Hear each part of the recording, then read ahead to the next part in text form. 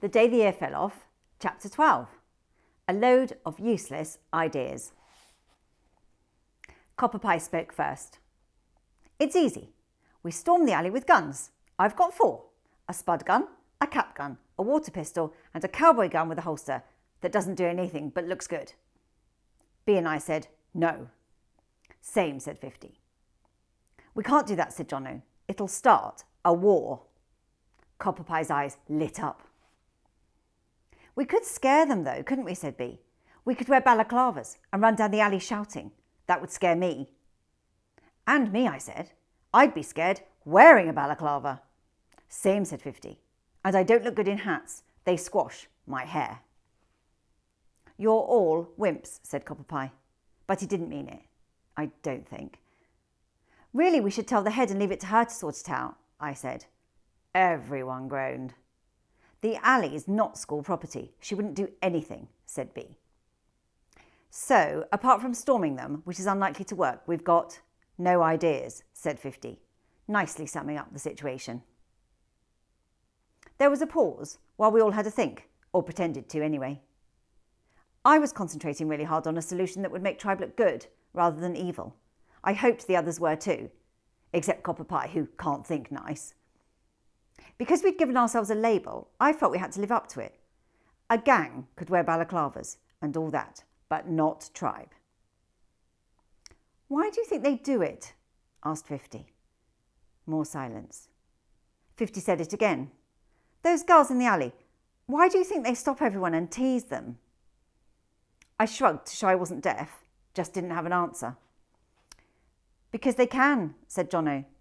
Because there are loads of them. There must be 15 at least, said Copper Pie. That's a rugby team. Safety in numbers and all that, said B. It makes them brave. Yeah, I bet they wouldn't be so brave on their own, said Copper Pie. Ping. Something that Copper Pie said made a light bulb come on in Jono's head. It was so obvious we could almost see the light shining through his eye sockets. We waited for him to reveal all. Go on, Jono. We know you've thought of something, said 50. Maybe I have, he said. They're brave because there are lots of them. Maybe we could split them up. Care? Said B. Another one of her pet expressions. It means what in somewhere she went on holiday. Do you know anything about herd behaviour? Said Jono. You mean listening? I said. No, not herd as in ears. We've done ears, remember? Herd as in cows. Like flock, I said, to make it clear I'd understood. Every other name for a group came next, not all of them in the dictionary.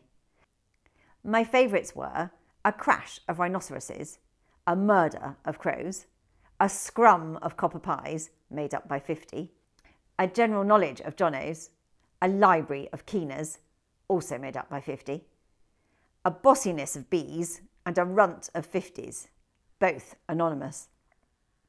Cut, said B, slicing the air with her hand. We shut up. So, they're a herd of girls and they move in a pack. How does that help? Herds all go the same way, don't they, said Jono. Tell me something I don't know. B can be horrible sometimes. Well, I read somewhere that if one animal splits off in another direction, the herd will let him go.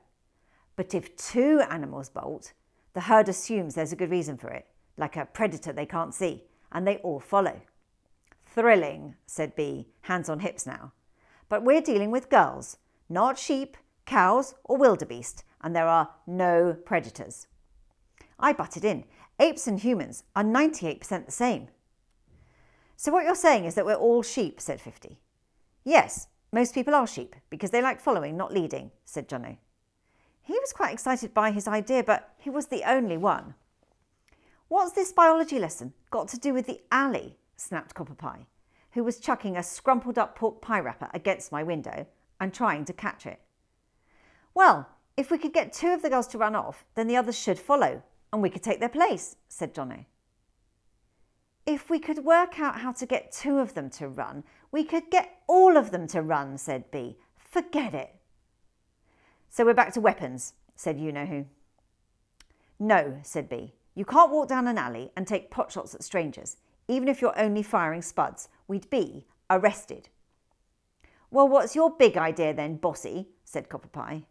Ooh, No, said 50, she won't like that. Well, she can lump it because she hasn't got an idea. Have so?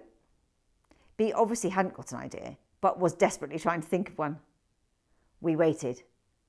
Copper Pie folded his arms and stared at her. Cakes, she said eventually. Is it word association, said 50. Icing. Frostbite, said Jono. She did the fringe flick, a sign that she was serious, and we were all numbskulls. I'll make some cupcakes, and we can take them up the alley and give them to the alley cats. Everyone loves cupcakes. It was so bonkers, no one said anything. I assume that's agreed then. She looked around like an auctioneer doing that going once, going twice thing before banging his hammer and shouting, sold! Our time was nearly up. No, it's not, said Copper Pie. We should vote. He pointed his pointing finger at B and pretended to pull the trigger. It was getting a bit out of hand. I prefer it when Copper Pie and B are on the same side. Fine, said 50. Friends, nobles, countrymen and countrywomen, said B. Yes, and countrywomen. You have one vote only to choose between baking and warmongering. What about my idea? Said Jono. No one said anything. Actually, all this talking has given me an idea, said 50.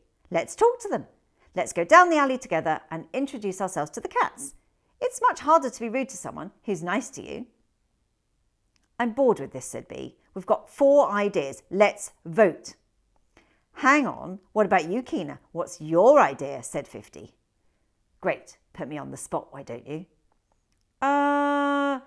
We should do what Copper Pie said. Way to go, shouted Copper Pie and slapped me on the back. Quite why I said that, I can't tell you. I think it was because B called me a wuss.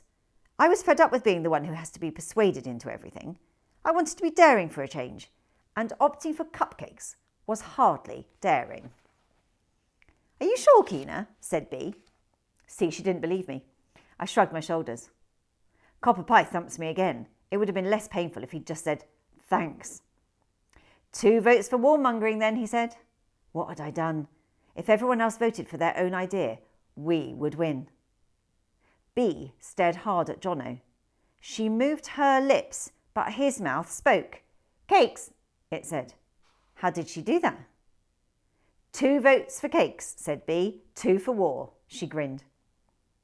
Come on, 50, said Copper Pie. Vote for me and I'll look after you. You can have the cap gun. Copper Pie put his arm round 50 and ruffled his hair. 50 loves his black curly hair almost as much as he hates people messing with it.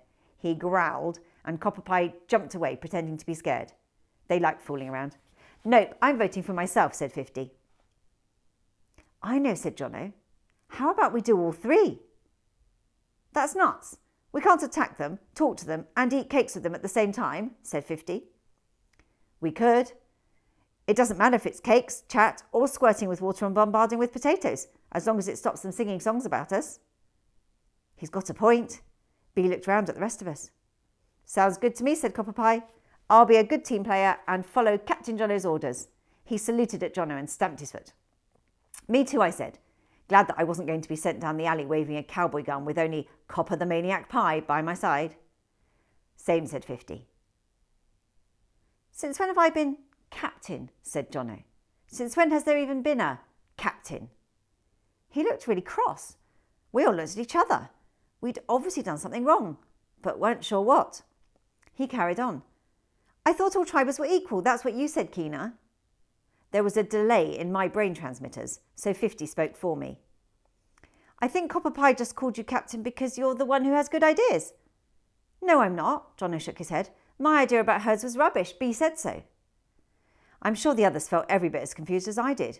I'd have loved someone to call me captain. What was going on?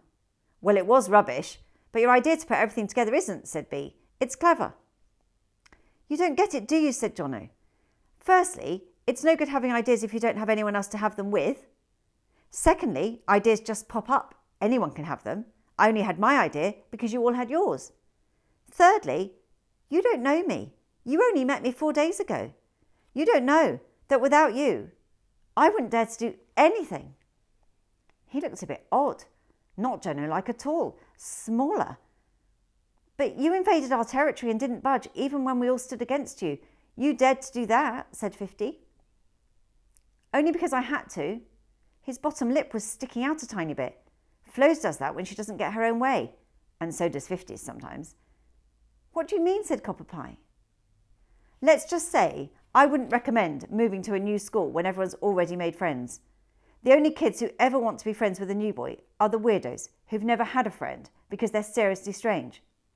Trust me, I'm an expert.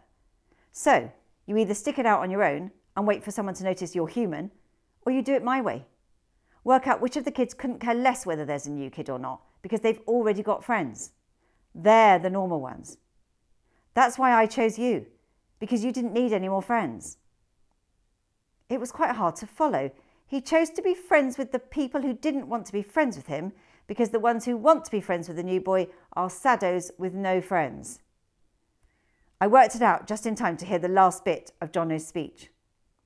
I don't want to be captain. I'm just happy not to be Jono no friends. He sighed. Can you believe that on his first day, Jono looked around the classroom and chose us to be friends with? That made me feel pretty good. Jono, you've offended us now, said Bea in an upset voice with the eyes to go with it. Poor Jono, all he'd done was admit he wanted us to be friends and now Bea was angry. How dare you call us normal, she said. She smiled an enormous magazine cover smile and gave his arm a squeeze, and we all started to laugh. It wasn't really that funny, but we were all relieved that she was only teasing. We didn't get a chance to talk about how the tribe initiation, treats, talk or torture, 50 came up with that, was actually going to work, because 50 and Bea went off to play with Flo, who was mattress surfing. She drags the spare mattress up the stairs to the top landing, piles all her favourite cuddly toys on top and then slides down. It always ends in tears because the cuddlies fall off, or Flo does. You wouldn't be sliding on that mattress again, would you, Flo? Shouted Mum. Not after the banister nearly dislocated your elbow. No, Mummy, shouted Flo. Keena's friends are doing it. We did the tribe handshake. 1, 2, 3, and then everyone legged it. I've got a lot to get ready, said Copper Pie. They decided to attack the alley the next day. I didn't remember agreeing, but... And I need to get cake making, said Bea. She makes incredibly delicious cakes. She can cook all sorts of things. Her dad and her brothers don't do anything in the kitchen. Bea complains because boys should learn to cook, but her mum doesn't agree, and neither do I. I'd rather eat. I had hoped that 50 would stay behind because we had a problem. Going down the alley after school wasn't going to be easy if I was on the way home in the back of the car with Flo and 50 was with his mum and probably Rose. We needed to invent a reason why we didn't need picking up. It was strange that I hadn't heard his mum come to get him. I looked out of my bedroom window in case he was waiting outside. Nope. I was about to check downstairs when I noticed a 50-size shape quite far up the street, walking along with Jono, I could tell by the hair. No mum's in sight. That decided me. We'd talked about it for long enough. If 50 had somehow managed to persuade his mum to let him walk around on his own, then it was time I stood up to my mum. If you're prepared to confront an alley full of girls, all older than you, then dealing with your own mum can't be that hard. I thought I'd try and find that Keena of Tribe voice again, the one that was a bit louder. As I was in a deciding mood, I decided something else too. Rather than lying in my bed worrying about treats, talk or torture, which is what I would usually do, I thought I'd try something 50's mum had suggested. Her job is to do with making people think differently so that they're happier or richer or have less headaches or something. She said that when I hear the voice in my head saying worrying things, I could remind myself that it's not real. It's just worry. The voice could just as easily say good things or sing or say rubbish words like compodasty. Worrying makes no difference to whether things turn out right or not. I made up loads of excellent rubbish words after that and totally forgot to worry. My favourite rubbish word was flimflog.